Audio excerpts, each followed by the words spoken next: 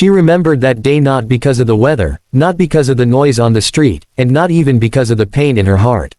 She remembered it because it was the day she felt she had failed her daughter. A young mother, exhausted and homeless, sat outside a store with her little girl by her side. Her clothes were worn, her eyes swollen from sleepless nights, and her hands trembling as she held a small piece of paper listing the items her daughter needed for her first day of school. At the very top of the list was one simple thing: school shoes. Her daughter, unaware of the heaviness in her mother's heart, held her hand tightly. "Mama," she said softly, "do you think they'll let me go to school without shoes?" Those words pierced her mother's soul. She looked at those hopeful eyes, bright despite the hardships they had faced. She wanted to say yes, yes, they would let her in, yes, they would understand, yes, everything would be fine. But deep down, she knew the truth.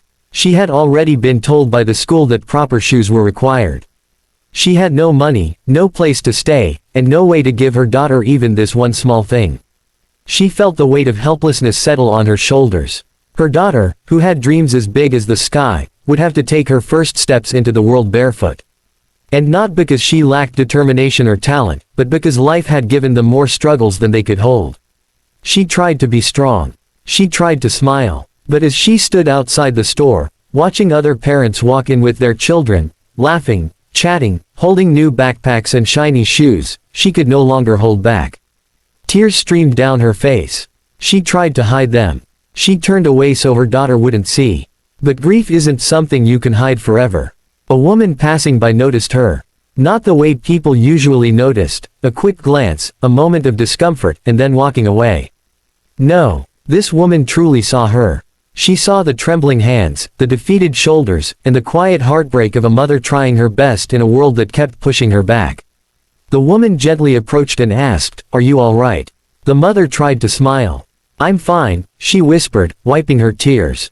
"Just a tough day." The woman didn't press. She simply looked at the little girl, her hair neatly tied, her eyes filled with innocent hope, and her feet bare except for the worn socks. The woman understood everything in that single moment. Without asking further questions, she walked into the store. The mother watched her go, confused but too tired to think much. A few minutes later, the woman returned holding a shoebox. She knelt down in front of the little girl, opened the box, and revealed a brand new pair of school shoes, simple, clean, perfect. "For your first day of school," she said with a warm smile. The mother gasped, shaking her head. I can't accept this. I can't repay." The woman interrupted softly, "You don't need to repay anything. Just promise me one thing: when you're able, help someone else." And before the mother could respond, the woman placed the shoes gently into the girl's hands and quietly walked away. No name, no expectation, no applause, just pure kindness. The little girl slipped on the shoes. They fit perfectly. She looked up at her mother and said, "Mama, I'm going to school tomorrow."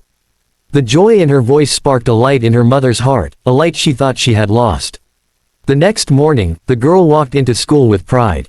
She learned quickly, loved deeply, and worked hard, not just for herself, but for her mother, who sacrificed everything to give her a better life.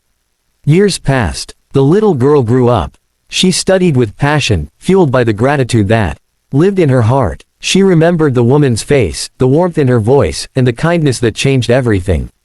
She promised herself she would honor that moment. Her path wasn't easy. Life continued to challenge her, but she never gave up. She worked part-time jobs while studying, slept in small rented rooms, and often skipped meals, but she kept going. She graduated from college with honors. She became a teacher, someone who could shape the futures of children just like her younger self.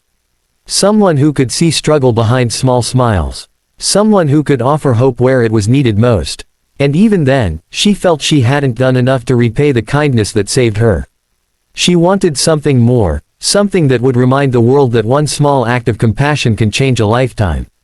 20 years after that day outside the store, she finally made her dream real. She opened a charity called the Shoes of Hope. The mission was simple: to provide school shoes to children who couldn't afford them. But its purpose was far deeper. It was built on love, gratitude, and the belief that a single moment of kindness can rewrite a destiny. On opening day, she stood on the small stage, looking at the crowd, children with bright eyes, parents wiping tears, volunteers smiling with pride. She took a deep breath and began to speak. "When I was a little girl," she said, "I almost missed my first day of school because my mother couldn't buy me shoes. But a woman, someone I never met before and never saw again, bought me a pair of shoes and told me to help someone else someday. Today, I am doing just that." Her voice trembled, but she continued. "You may think a pair of shoes is just a small gift.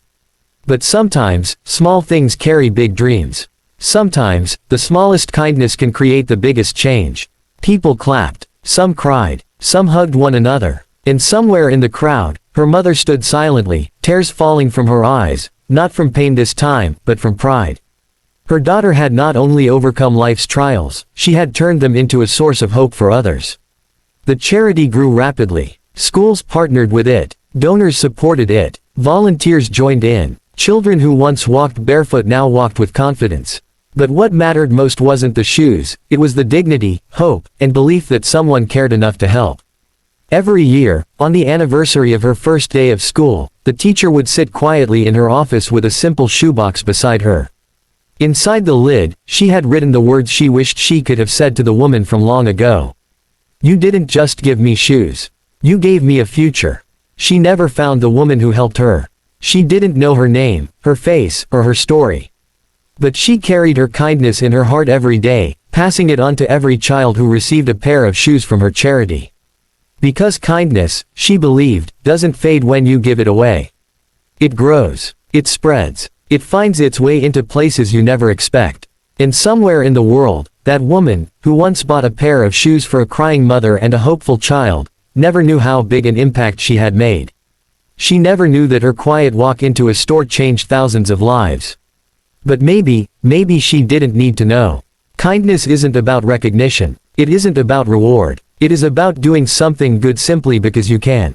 And that is why this story lives on, not because of shoes, not because of a charity, but because of a small, silent act of compassion that turned into a lifetime of hope.